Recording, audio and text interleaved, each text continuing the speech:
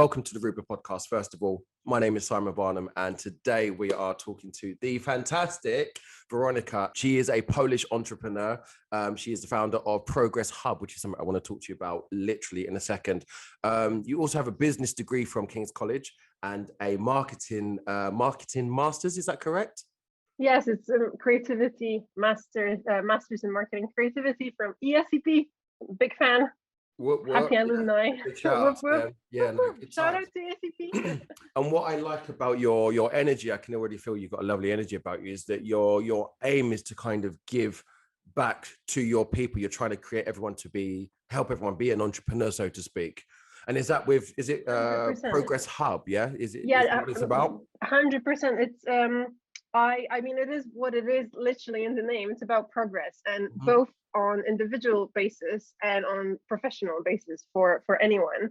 And what I am honestly all about is like you grasp it very quickly. It's about the energy. And when we are able to be truly ourselves, we give the most. And whether that's in a company, in a startup, or in our professional lives. Yeah. I mean, it's all, especially now in the pandemic, it's like intertwined, like, you know, where's the start, where's the finish? And I think there's a need for platforms, whether that's in-person events, whether that's digital events. It's, there needs to be a variety for people to choose from, where all those skills, interpersonal skills, emotional intelligence skills, they can be developed, and people can really become the best true versions of themselves. So this is what Progress Hub is about. Oh, good. And is that something that's open to everybody? Anybody that kind of has a dream or a passion to be an entrepreneur of some sort can come in, or is there some criteria that it needs to meet? So we're undergoing a rebranding, and because of the pandemic, very much so, because we launched as an actual physical hub. So there was a beautiful space in central Warsaw where anyone could come in for workshops, for just talks, chats, sort of like those round tables of all sorts of topics. But because of the pandemic, the business has been shut. It was impossible to host any events for months and months. My runway of money has finished because of the very location. It was very costly to maintain it, although people have been very lovely in terms of understanding the situation. And I have now taken Progress Hub to be digital, and also rebranded from B2C to B2B. So now we are taking that sort of personal growth into startups and businesses and companies, where we also offer workshops and talks and sort of audits, culture audits, if you like, for people to grow individually and as teams. And we use the same mechanism. It's sort of the same tools, really, that we used before. Because we're still talking about humans. It doesn't really matter if it's a B2B or B2C business, but it's a big change because it's digital now. So yeah, I mean, you touched on something earlier as well, which I want to talk about, and that was mindset. And I think that's very prominent, and especially during this pandemic at the moment, where people's mindsets have probably been a bit low and not being able to believe in themselves. Yep. And the fact that you're creating something, a hub that's also digital, is very important. Where did that all stem from? I think it stems from my background. I mean, before I launched Progress Hub, I was a consultant, a branding and business development consultant. I still sometimes consult brands for those purposes, but I've been lucky enough to work with businesses like globally, all around the world, from Europe to Australia to India to the US. And I've been a part of sort of various team cultures and team spirits and team sort of working habitats, if you like. And I realized that geography is one, tradition and like country cultures too, but everything really is down to mindset, because it doesn't really matter where you are or what sort of, honestly, what background is literally behind you as a company. If you have the right mindset, you can you can just achieve so much more than people around you who unfortunately follow those usually quite dated patterns. So yeah, I suddenly realized that I am as passionate as to see people grow as I am to see businesses grow. And when you do just branding and business development, it's very hard to have also a stem on the people. So I decided to join the two and founded Progress Hub. Yeah, no, it really is inspirational, and I love everything about that. Can I just say, cutting in, with respect, you are totally stunning. You are glowing. You are very healthy. Oh, that's so you really are. And it's the first time I've met you, for anyone that's listening in or watching in, whatever. But you have a beautiful smile, and you seem very happy. What I like about you, as I said before, is your energy. You give off such a nice vibe that I can see that what you're giving out to people is nothing but positivity. And again, yeah, that whole mindset situation, I love it. So no, great, keep it up. Honestly, thank you so much. It warms my heart to hear it, because honestly, that's why you wake up every day. It's to make a change and make an actual difference. And whether that's one client that tells you, I mean, even one team member of the client that says this has been amazing, or the whole project is just a total winner. It's what you live for. I mean, what I live for. So thank you. That's wonderful to hear. No problem at all. I mean, what you said, it's again making a difference, isn't it? I think, and like-minded people like us, it's being able to give something back and to be able to push people up to a platform. Exactly. Self-belief again is another key element to it. Or you've got to be able to believe in yourself. It's almost like that's half the job in itself, isn't it? Once you get to that halfway point of believing in yourself and having the correct mindset, you can pretty much do anything you want. 100%. And that very thing, I think it comes for the majority of the most wonderful people I've met. It comes from hardship. So the reason you see me being so happy is because I learned to be so happy that it doesn't matter if we've been chatting before, that whether it's raining outside or whether there's actually beautiful sky. You are able to bring it out from the inner side of you and also share it with people that sometimes struggle. And as you said, the pandemic made everyone struggle. I mean, top to bottom. Like I've been struggling very much when the whole when the physical hub was shut. But yeah, I learned to just move forward. Well, I hope we can kind of touch upon this now, but it's not actually been happy in your life consistently, has it? There has been quite a few moments in your life that you've had to, I guess, overcome. Would you like to perhaps share some of that? Yeah, well, so the two sort of biggest influences in my life and how I function and I think as an individual, I think it's been definitely losing my dad at the age of 10. And it's 10? Yes, I was 10. It might seem very weird to say, but I'm lucky because my sister was only 3 years old when she lost her dad. So I have actually very vivid memories, and I have like I have a lot in me that I know is pure dad. Like I see it and I feel it. So in this absolute like tragedy, I know that I'm also lucky because I've had him in my life for some time. So that's the first thing that completely probably changed the trajectory of how I thought, because I had to deal with grief at the very young age. I mean, that's the perfect, sorry, I'm just cutting really quickly, but that's a really perfect example of how a mindset can work, because I guess, let's be honest about this situation. For someone to lose a parent at any age is tough. To lose a parent at the age of 10 is, it's I can't even think about it. I lost my mom at 21, so I can totally relate, but I was fortunate enough. Sorry. Well, it's part of life, isn't it, as we go? It is part of life, but it's just also mom's, I mean, it's honestly, mom and dad, it's like they're very different, but we love them so much with our heart.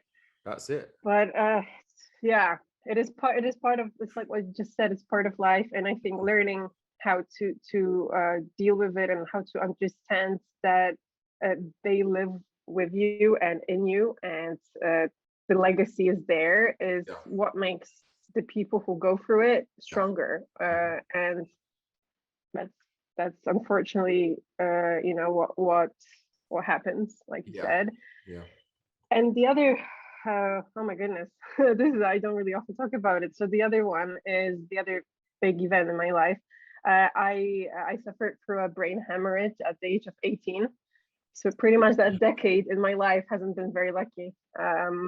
If I think about it now, I lost I had 2 surgeries because the brain hemorrhage resulted in me losing all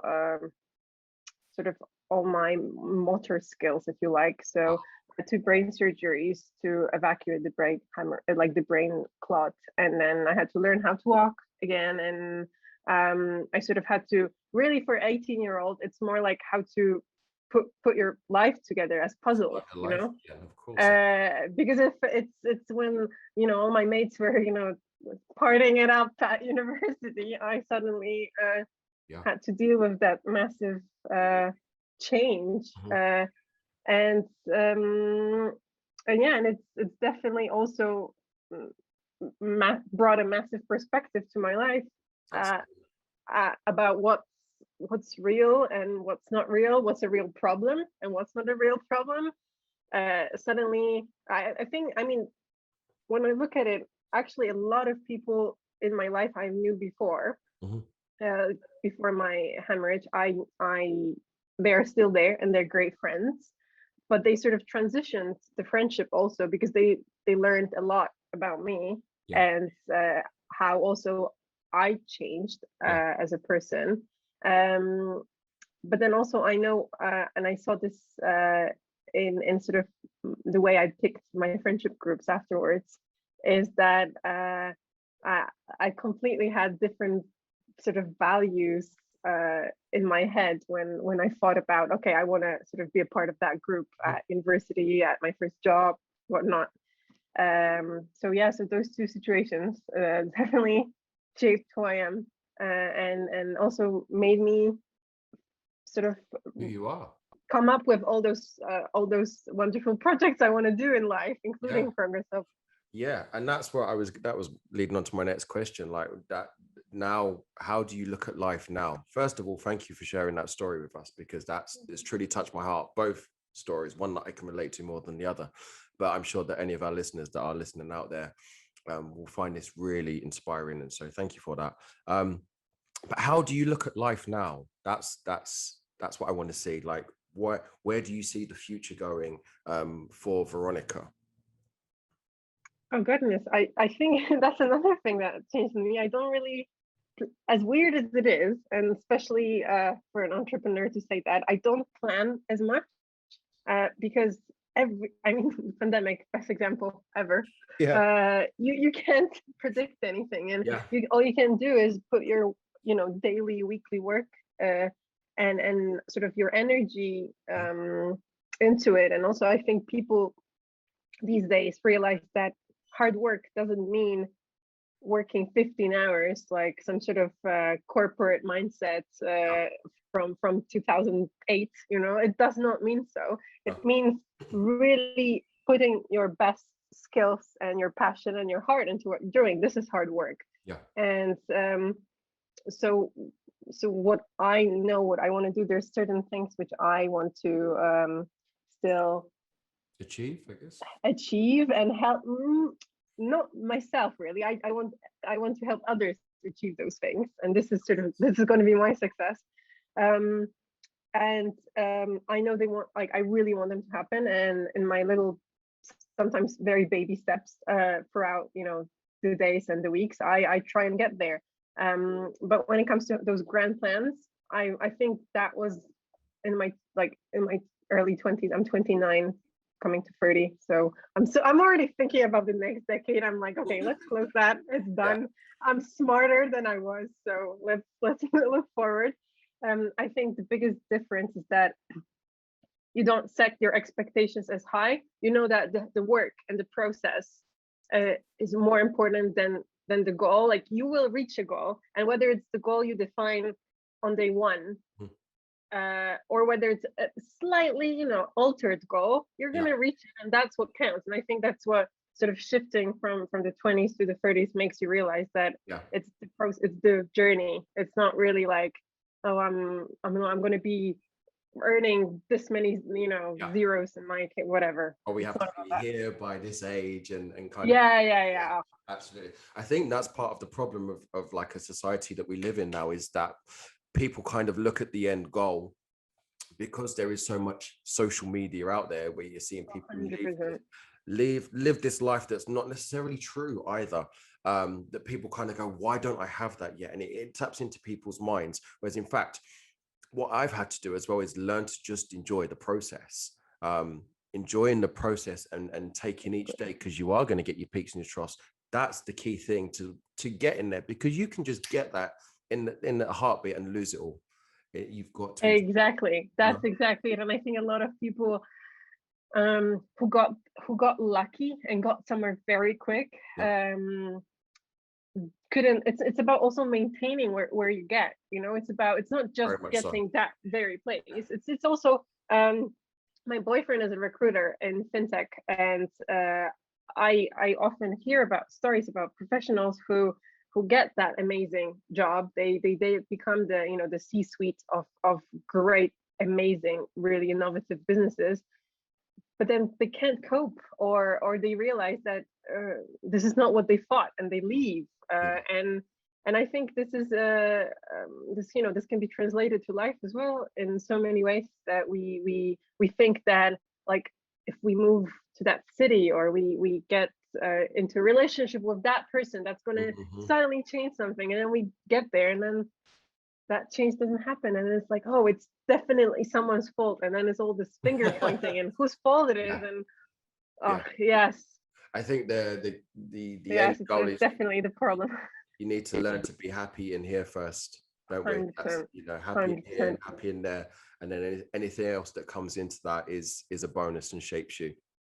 Yeah, exactly. And this is what we try and like project as much through Progress Hub. It's if you will be an amazing team player, an amazing employee, if you appreciate where you are, it's also the factor of gratefulness. Because it's not just about the paycheck and oh, I wanted to be in that company. It's about being that role, because it's not like, often people don't get the role they want in a company. They just work in the company that they've been honestly looking up to for years.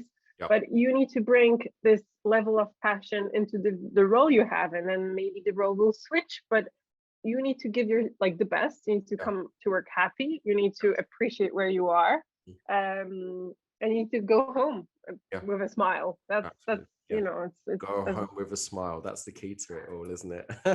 Yeah, exactly. You don't want to get home and just don't want to be miserable, scroll in front of Netflix. I mean, that's what a lot of people do, and there's nothing wrong with firing up Netflix the minute you get home. No. But as long as you do it with a smile, and you don't you don't want, that's not the part of the day you look forward to, because if that's the day, that's the part, that's, oh my God, that's very bad. Doing it for the wrong reasons. Exactly. No, absolutely.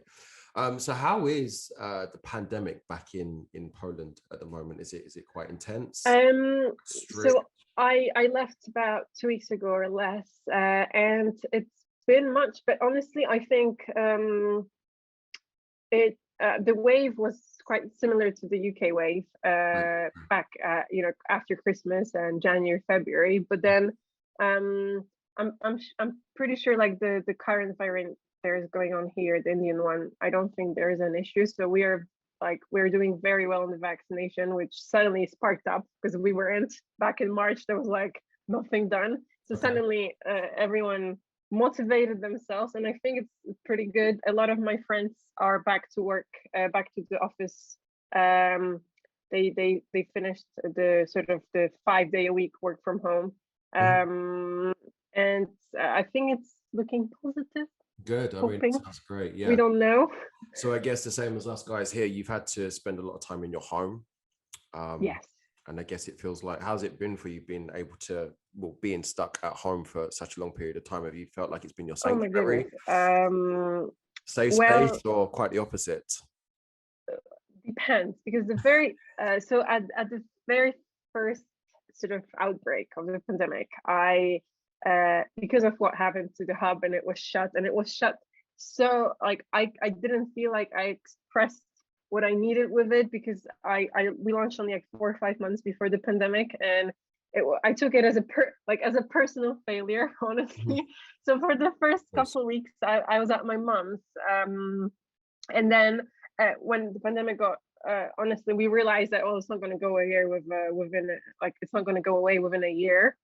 Or half a year. It's probably going to be a little longer. The US started being very bad. My sister's based in the US, and she had to come back to Poland because the situation in the States got much worse as well, and she realized she's not going to have physical university classes anymore. So we spent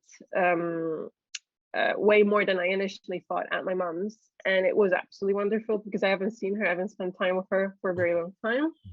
And then pretty much 6-7 months in, after being with them every day stuck inside, I realized that as much as I love them and there's nothing they could do that it stopped me from loving them, I needed to switch to my own sanctuary, back to my flat, and then I because it was honest, like the first sort of lockdown at my own, I realized that what was very helpful is to make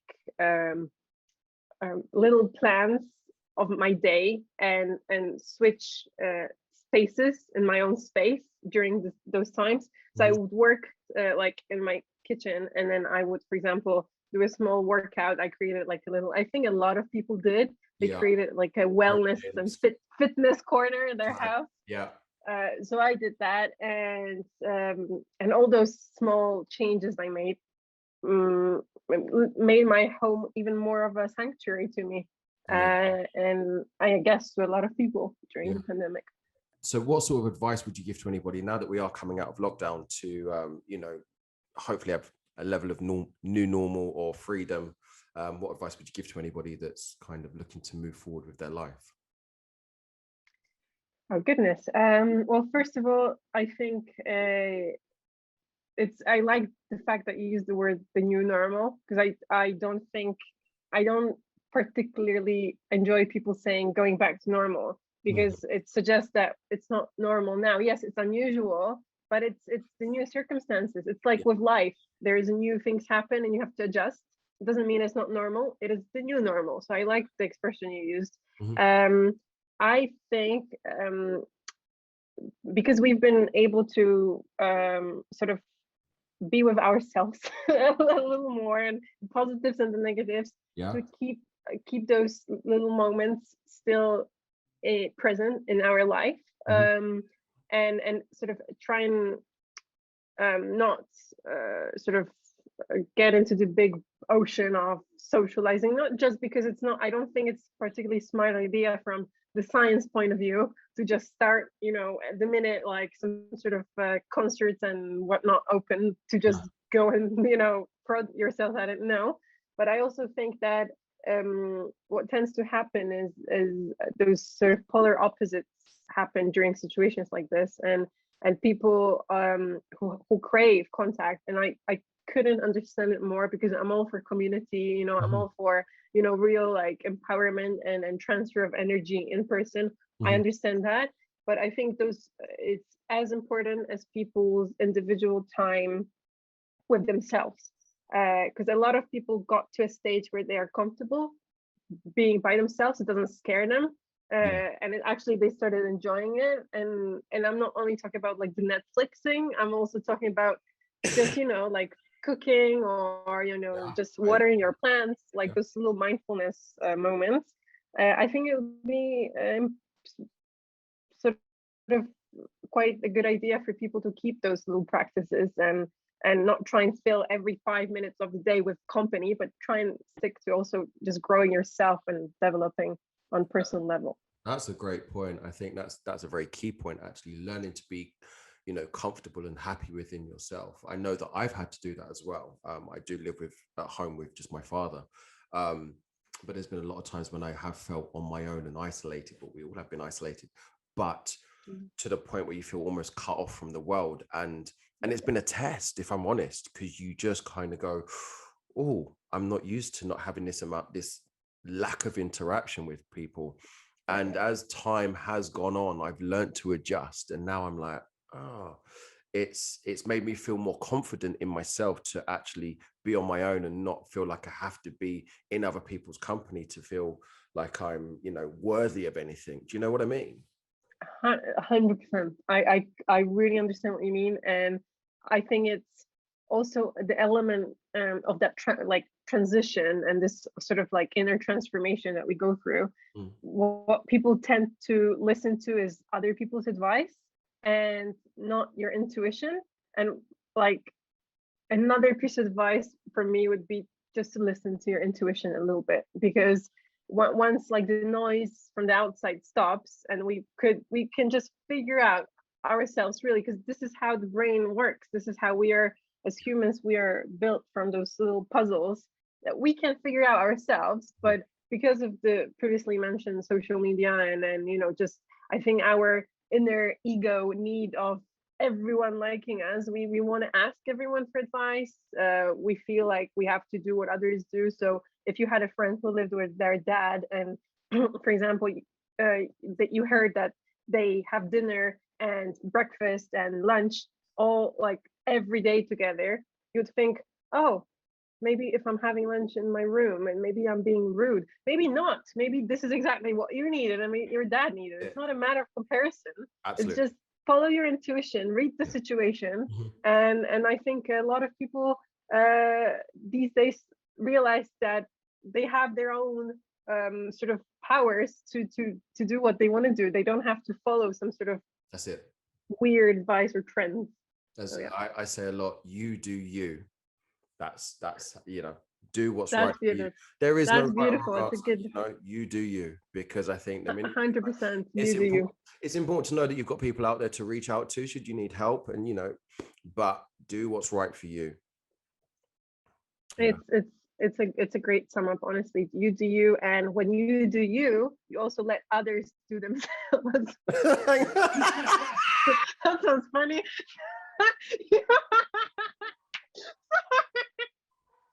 Oh, brilliant. You let others be themselves. That's better. Sorry. I think I preferred the first one, to be honest.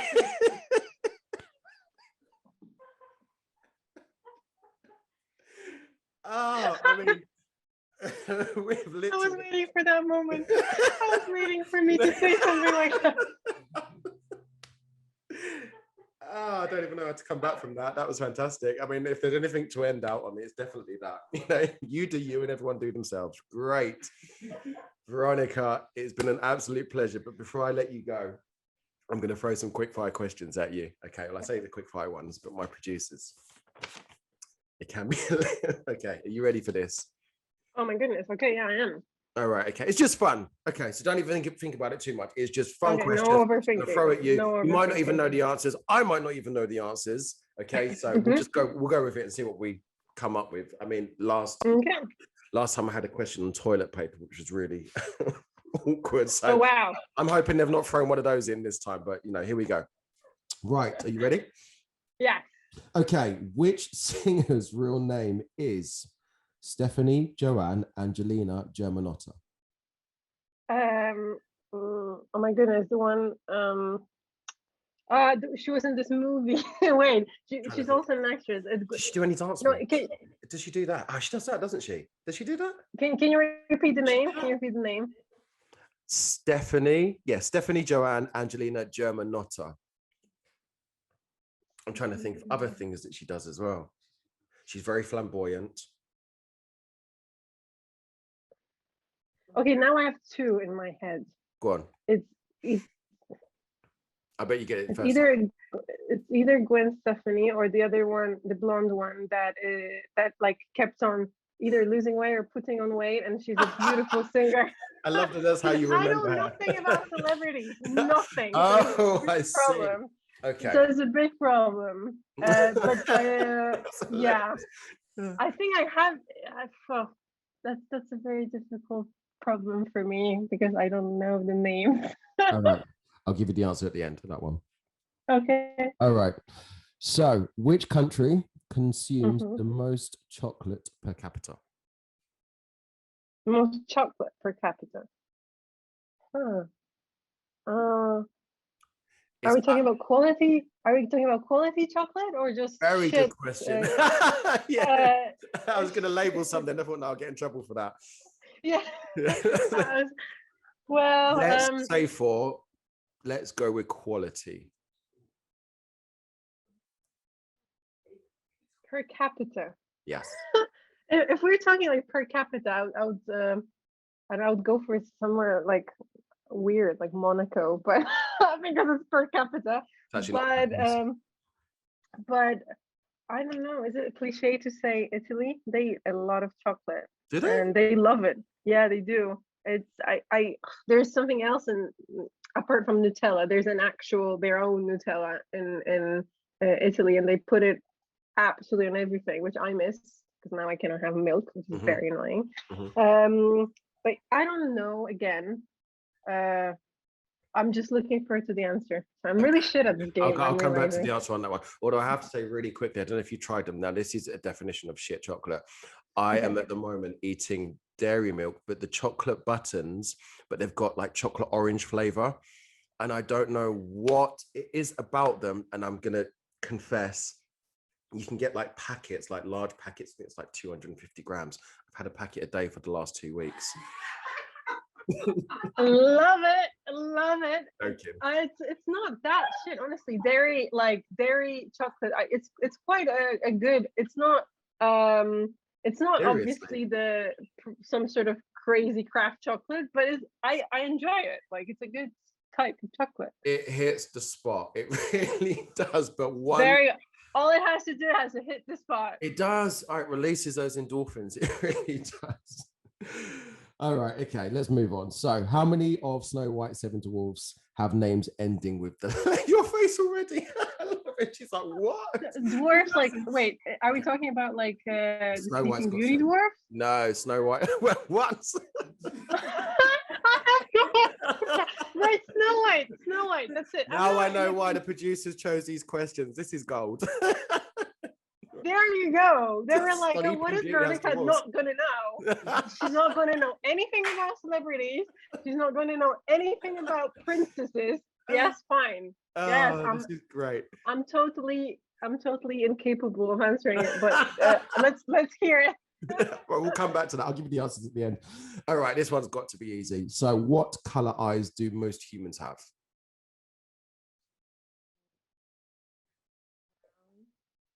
Yeah, I'd say so. I'll confirm. We're talking about like all ethnicities, right? I would assume so, yeah. Okay, then I'll go for brown, dark brown. Yeah, I would. I probably would. All right, here's an interesting one. Okay. Power outages in the US are mostly caused by what? Excuse me again. What's in the US is caused by what? Power outages in the US. Power outages. Yeah.